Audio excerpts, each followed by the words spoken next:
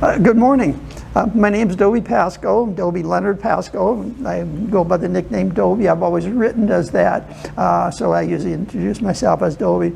I was born in a little steel town in Sharpsville, Pennsylvania. That's in the western part of Pennsylvania. And I really was not much of a student in high school. I was, into sports and cars and all the things like that and partying. And so I didn't really write until I went into the Air Force and then started taking some college classes at that time and sort of got introduced to the arts through there. And I actually started out as a painter, and so I was painting for a couple years and majoring in art history. And I wrote a few things, and then I had the editor of the Red Sea Review, the literary magazine of Michigan State University. And he saw those, he says, "Dobie, why don't you send this in, we'll publish them," So I did that, and then that kind of started me, and I wrote quite a bit for a couple years. And then, as life takes over and you go into your occupation and things like that, and I didn't come back to it. But I would say probably the last 10, 15 years or so, I've been writing pretty heavily again, and probably have, and like today I'm going to read some things, but I haven't really picked out particular ones because I probably have 200 or 300 more, so I'm just kind of picked some random things that I thought kind of would be appropriate today, and I'll just try to do those. So anyhow, I appreciate you for watching and listening. That is a nice honor. Thank you very much. And the first one is because about my background. It's called Names. Back in PA, in the old neighborhood, they called me Pap. My old friends in Michigan still call me Dobie. When I told Lona, my family calls me Sonny. She said, "I'll call you Sonny with a U. I'll try to live up to the name." This is called 4 Hours, an older one. The smell of slightly burnt hair as you warm your hands above the stovetop burner. The nicotine smell still lingering in your clothes from staying too long in the smoky rooms. Makes you want to thoroughly wash and double shave like you do before a date. When I moved back north, Claire said I smelled of pine cones and needles when she came to visit. We fed branches from the fallen tree into the stove in my granite basement. We leaned back and sat and talked for hours. I write about all kinds of different things, from serious to silly to politics, whatever, so I'll just do a few of those. This is called One Definition of Love. The wife of more than 50 years is sitting across the breakfast table from her husband. She asks, "What are you smiling about?" He answers, "I can't keep my eyes off you. You're so beautiful." And kind of related, this is called Get It Right. Love, in parentheses. He, "I want you." She, "I want only you." He, "That is what I should have said." She, "You finally got it right." This is called I Dream of You, Red-Haired Girl. When the parties are over and conversations against loneliness have gone silent and cold, the full moon stops in its orbit directly overhead, casts its light like there is the whiteness of snow on this South Florida ground. Between waking and sleeping, I dream of you, red-haired girl. I dream of you. I've been in Port Charlotte since 1982. So I've lived here quite a while. Like I said, grew up in Pennsylvania, 4 years in the Air Force, mostly in northern Michigan, and then went to Michigan State and back and forth between Michigan. I got my bachelor's degree at Michigan State in art history, and then the master's in vocational rehabilitation at the University of Tennessee, and worked in that field most of the time. This is called This Is Not Aqaba. This is not Aqaba. This is not Traverse City during happy apple days, but it is closer. The way you squeezed my hand as we ran through heavy traffic toward the post office changed my life forever. In the river behind the post office, coho salmon swim upstream, trying to leap the spillway dam, heading upriver to spawn in the exact same spot where they were born. This is not Aqaba, but it is close to heaven as I could ever hope to be. American Morning. Just shooting some baskets alone on a Sunday morning. The morning is cool and going well. Throw them up from every angle, even swish a three now and then. Today, over the head no-looks are going in like crazy. The only thoughts off court are why, this early in the morning, there are only 3 cars on the road, and they all come together at the same intersection at the same time. And the slant of light is so low, the school signs glow more than at night. And a woman is taking pictures of the early sun with her phone. I have to come almost to a stop while glowing white ibis amble off the road. Back on court, when the shots go in like this, sometimes I think I should take up the M16, group all the rounds in the heart of the target. But then again, it's probably best to not disturb the universe by taking up riflery at this age, just shooting hoops on a Sunday morning. Thank you. This is called Your Voice. Though we just recently met, you give me a pleasant fever, already the warmth spreading from the heart to the knees, beginning with the redness of the ears. Such intrigue. The softness of your voice on the telephone is something I have been dreaming about since I was a child. And this goes to sharpshooter. In service, I qualified as sharpshooter, not marksman or expert. Nothing to get puffed about. As far as I could tell, all it meant was I could shoot a rifle without hitting myself in the foot or one of my buddies in the back. Should have been no surprise, since not old enough to read, I only had my Daisy Red Ryder BB gun a week or so when I saw a wren sitting on a branch at the dump 50 yards away, barely aiming a side shot. I popped one off in his direction. In disbelief, I saw him drop. I did not think a BB gun could go that far, so I had to check. Probably stunned him. But he was gone. I had hit that precious little head, no larger than a Kennedy half, dead center. I have been apologizing to birds ever since. This is from the town I grew up in. It's the radio station that we listened to there, one of them. And it's called WPIC. Another delicious morning along Charlotte Harbor. The air so clear and crisp, you can taste it like perfectly done Italian toast. The tide so low, crab traps sit in air. No need for the white floats, which lay beside the traps like obedient puppies. The shorebirds strut and preen, speaking stately and stentorious. No relation, but I am reminded of the local longtime and best sports announcer, Johnny Peep, doing all the high school games on WPIC and WPIC-FM. Though we got our rock and roll from WFAR, where Freddie Cole spun the wax. Freddie, born Federico Giacomo, down by the railroad tracks in Sharpsville. But WPIC was a commercial stalwart, as stable and lasting as Mr. Stewart, grocery owner, serving customers behind his butcher shop counter, blood staining the front of his white apron. So anyhow, before I read it, I don't have any books published. I do have poems in a lot of magazines, literary magazines, anthologies, that sort of thing. The most recent one is an anthology of poems put out by the Hillsborough County Libraries and Yellow Jacket Press. It's called Chasing Light, edited by Gianna Rousseau. So I had the honor of having the first poem in that.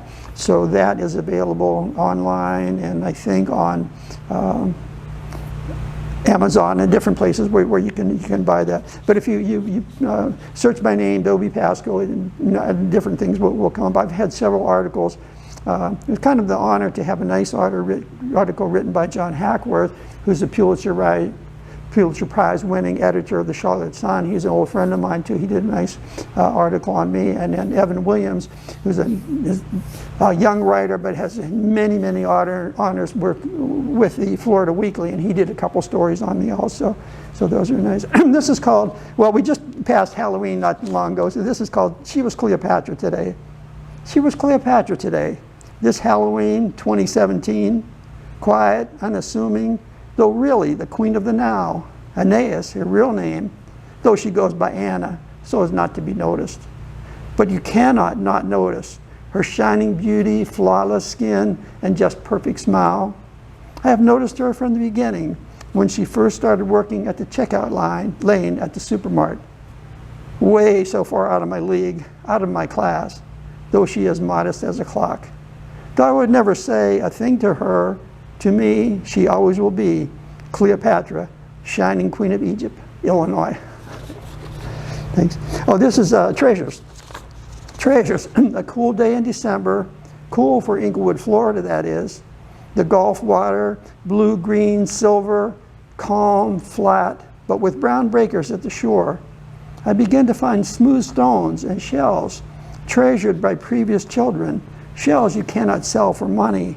Smooth, washed stones, which may be petrified wood or bones, and 3 flowing shells, ridges of color, swooping maps of ancient rivers, one rounded and tactile as ivory, then one tiny sculpted shell, pale ivory, forming 3 perfect fingers on a perfect hand. The sky, that palpable blue you cannot purchase. Few people out and about this breezy day. There will be more on other days. But today, just for today, all the women on the beach are beautiful blondes. It's called Tumbling Dice. Sweet Six, Sister Hicks, a pair of trays, better than Snake Eyes or Little Joe from Kokomo. Roll them bones, craps. Next fool. Looking for heaven, roll me a 7 or an 11. Haven't seen dice like this since Larry Moe rolled in from Buffalo. Shake them bones, baby needs a new pair of shoes, and daddy needs to lay off the booze. Eat, skate, donate. Southwest Florida, first week of 2020. Very short. Sky, a diaphanous dressing gown of pink and baby blue. The sun setting like a lover leaving who will return in the morning. And 2020 turned out different, I guess. This is recent too, called Fall Insomnia. Clear night, quarter moon like a smile. Mars a little above and to the left. My solar spotlight still shines on the flag, Old Glory, at 6 a.m. Getting to morning, but still dark. Nice to see a car or two moving on the street. Good to see some signs of life. Pray a good day coming. And a morning one also. This is called breakfast. What you have for breakfast? Half a banana, half a peach, a sip of juice, then 2 small slices of cinnamon toast given by a friend, and a cup of loneliness with the morning paper. I write a lot about birds and some of the animals because I like so many beautiful birds that we have here in Southwest Florida. This is called the flood. A flood of ibis walked right by Lanai. This morning, first 2 adults, 2 model juveniles, a family I think, then a rash of 15 or more, cruising, eating what I hope are ants in the grass by the concrete. The last one has a limp, seems to stand on only one leg, but looks healthy enough, keeps up with the others with no problem. Again, I appreciate the free morning show of the avian nation. Can smile as I start the day. And another one about ibis. This is called, what would it be like to be an ibis? What would it be like to be an ibis?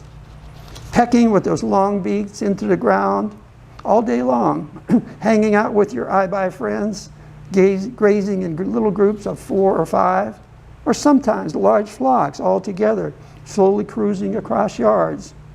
Yes, they know where to look for the little bugs or beetles they seem to live on. Is that it? Do they have names or nicknames for each other? Personalities? Or do they just bob and weave all day long, startling easily, lifting off all at once to move away from perceived danger? I wish them well. They seem a peaceful, contented group. I have this one poem I would like to read from another poet. It's by Joe Pacheco. We call him Sanibel Joe. He has been on NPR, a lot of published poems, and he is a lot on radio and TV. And he is, I think Joe is 90, maybe he's 91 now. But he just wrote this poem and sent it to me, so I thought it was appropriate. I thought maybe try to read it today. It's called Prayer on November 7th, 2020, called Make America Good Again. Make America good again. Make us kind, make us whole. Being to all our smile of welcome. rescue and restore our soul. Shout down the cries of bigotry, drown out the howls of hurt, of hate.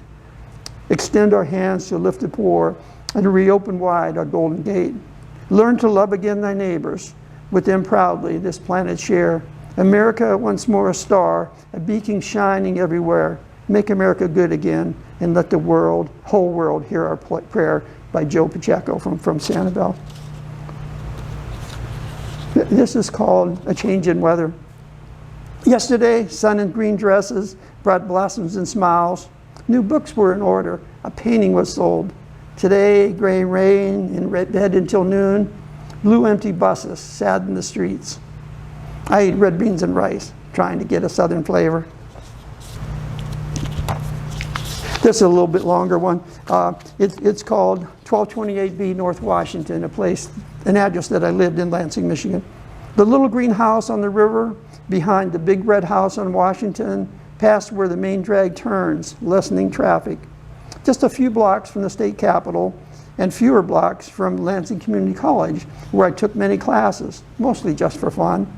And close by the School for the Blind, where Stevie Wonder walked with his crew, and who I saw years later, chauffeur-driven to the bodegas and rib shops he entered tentatively as a child. The house, quiet in the center of town, where I had many visitors, the Arab girls who called themselves camel jockeys, when it was not a bad thing to be from the Middle East.